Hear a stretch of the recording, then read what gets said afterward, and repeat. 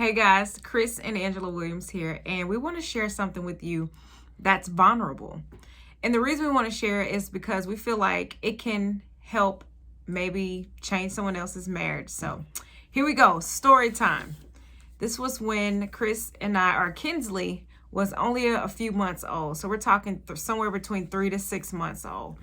Chris and I get into an argument and we're yelling. This was before we knew how to have safe, or what do we call it? Healthy communication. So we're yelling. We're probably saying some things to each other that we really didn't mean. And now Kinsley has been impacted by this. So she's hearing this. And at the time, she's only an infant.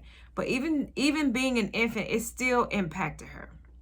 Yeah, so I can remember this was the time where Angela and I, whatever the conflict was. So here's the thing. Angela did a great job of sleep training Kinsley to the degree where at a certain time, from the time she was 3-4 months, she would go to bed pretty soundly. So she had to be at this point, maybe around 6 months.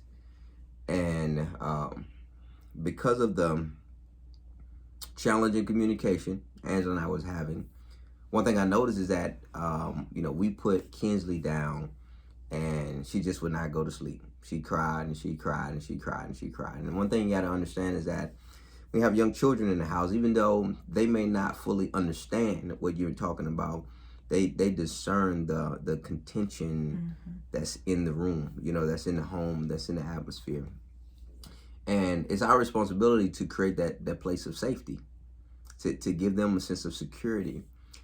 But I'll never forget it. She couldn't go to sleep. Angela and I, we were at odds. We were in different rooms. And I can remember the Lord really prompted my heart and said, you need to go and apologize to your wife and to your daughter. So I went to Angela. Excuse me.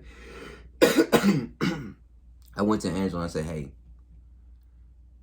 I know we had whatever contention, but God really put on my heart that Kinsley, our child, is disturbed right now in her spirit because of our breaking our own rule. Because we set a rule, we'll never argue in front of our child. We'll never have that conflict in front of them. And I think at some point is as they get older, it's good for your children to see how to handle conflict in a healthy manner, but definitely not in that way. It wasn't healthy.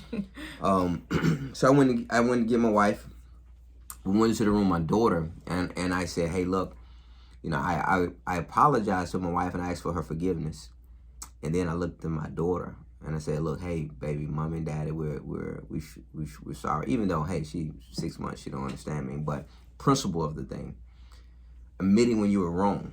And that's the whole thing. And I apologized to her. And then we prayed together. And I prayed and we just tried to shift the atmosphere. We asked God for forgiveness, and we just tried to just create an atmosphere of peace. And Angela and I, we were able to move forward that night on the same page. 10 minutes later, Kinsley was sound asleep.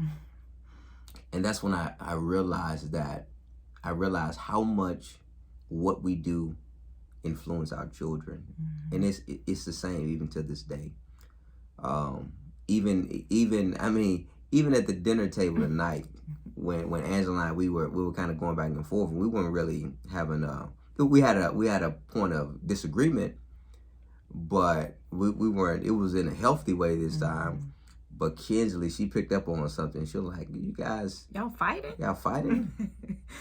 So at some point you got to begin to educate and help them understand that every conflict is not a bad thing. But I just really want to share that with you guys. I want you to understand that your words are very, very powerful, even if your children don't really understand them.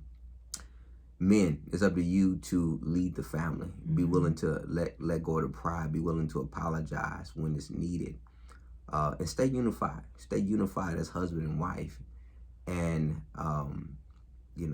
forgiveness will go a very, very long way.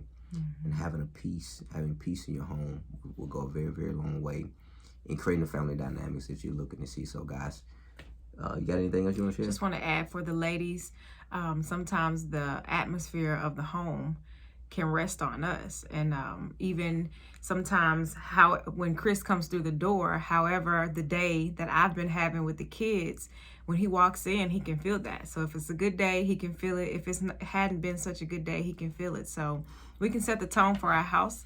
So while we're doing that, we need to make sure that we're doing what we need to do for ourselves to make sure that we're in a good place to set a great tone for our home, because everyone is impacted. Go win. Go WAR.